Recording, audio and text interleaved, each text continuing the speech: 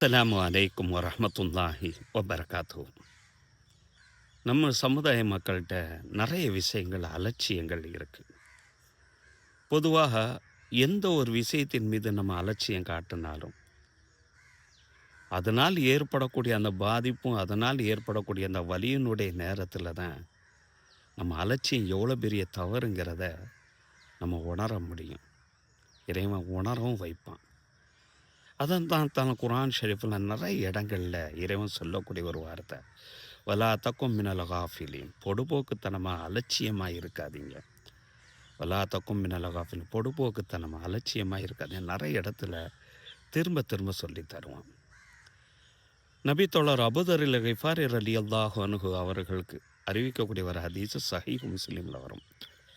ரசூல் அவங்கள பார்த்து சொல்லுவாங்க, லா தஹக்கிரன்ன மினல் மஅரூஃபி ஷையா, எந்த ஒரு நல்ல ஒரு விஷயத்தையுமே நீ அலட்சியமாக நினைக்காத என்று நபி ஸல்லல்லாஹு அலைஹி வஸல்லம் அவங்க இந்த ஹதீஸில் சொல்லி தருவாங்க.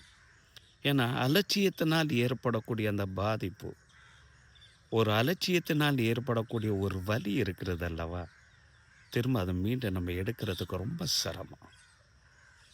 அல்லாஹு சுப்ஹானஹு வ தஆலா சூரத்து ரூம் 7வது வசனத்தில் இவ்வாறு சொல்லுவான், யஅலமூன ஸாஹிரம் மினல் ஹயாத்தித் துன்யா, அந்த மக்கள் இந்த உலகத்தினுடைய வெளிரங்கமான எல்லா விஷயங்களையும் நல்லா அறிவாங்க.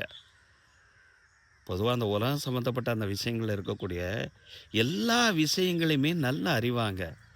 ஆனால் ஒஹும் அனில் ஆஹிரத்தி, மறுமையினுடைய விஷயத்தில் தான் காஃபிலோன், பொடுபோக்குத்தனமாக அலட்சியமாக இருப்பாங்கன்னு சொல்லிட்டு, இந்த உலகம் சார்ந்து இருக்கக்கூடிய அந்த மக்களுடைய விஷயத்தில் இறைவன் இவ்வாறு சொல்லி தர்றான்.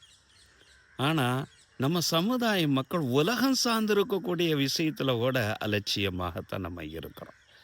மறுமை சார்ந்திருக்கக்கூடிய விஷயத்தில் பொடுபோக்குத்தனமாக அலட்சியமாக இருக்கிற அது ஒரு வேறு விஷயம். அவனா உலகியல் சார்ந்து இருக்கக்கூடிய, உலக அரசியல் சார்ந்து இருக்கக்கூடிய, நம்ம நாட்டினுடைய அரசியல் சார்ந்து இருக்கக்கூடிய அந்த விஷயத்தில் கூட நம்ம அலட்சியமாகத்தான் நம்ம இருக்கிறோம்.